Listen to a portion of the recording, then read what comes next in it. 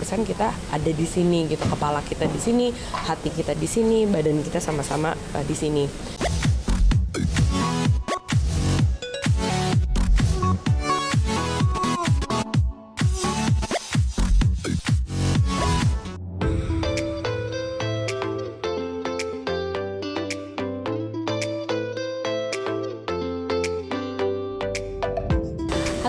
Saya Franka dari Tulola dan saya sebagai co-founder dan business development dari Tulola sekarang.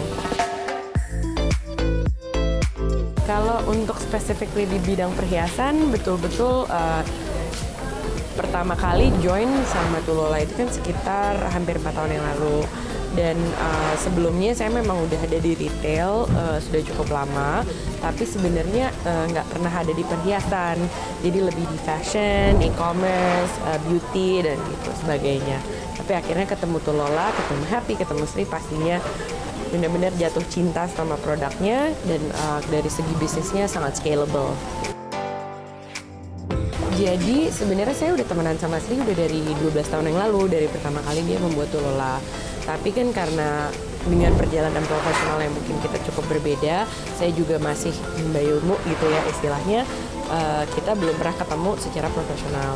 Tapi setelah saya memutuskan untuk berjalan sendiri, saya juga percaya banget sama produknya. Yang nomor satu saya lihat adalah quality dari produknya itu luar biasa. Kedua, branding dari brand Tulola sendiri itu sangat kuat gitu, ceritanya itu selalu jelas, selalu ada branding yang konsisten gitu ya. Dan terakhir dari segi bisnis memang sudah sebenarnya sangat siap dari sisi produksi, dari segi dukungan, semuanya itu udah sesuatu yang sangat bisa dikembangkan bersama-sama. Makanya jadinya akhirnya sama Tulola. Jadi sebenarnya gini, karena kita itu dari pertama memang sangat satu visi dan satu misi terutama untuk Tulola, dan kita punya passion yang sama, bukan cuman hanya untuk perhiasan tapi lebih justru untuk kehidupan dari pengrajinan itu sendiri, dari cinta kita terhadap kerajinan Indonesia. Selama kerja di Tulola ini yang pertama adalah kolaborasi yang luar biasa. Maksudnya jadi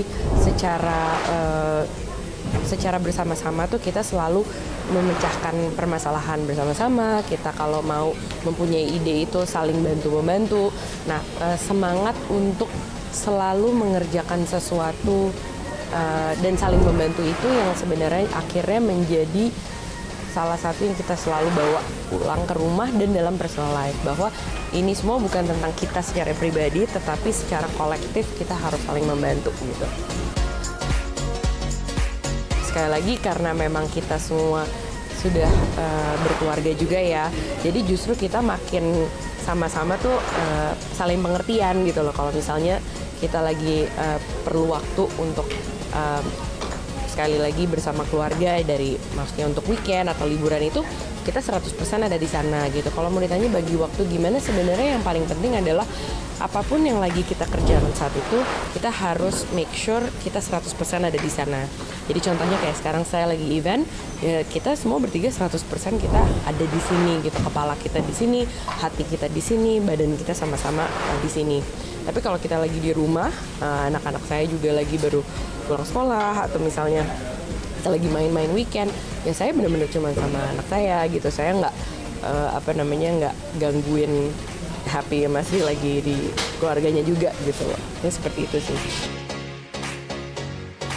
Kalau moto hidup yang berhubungan dengan karya seni Nusantara mungkin nggak ada satu, tapi satu yang saya semakin setiap hari masih belajar adalah begitu banyak inspirasi di Indonesia yang ada nggak hanya dari alam, nggak hanya dari orang-orangnya, tapi juga dari buku, dari musik, dari tarian, dan ini semua saya belajar banyak sekali, mulai dari Happy dan dari Sri, dan juga dari semua yang saya terekspos selama beberapa tahun ini.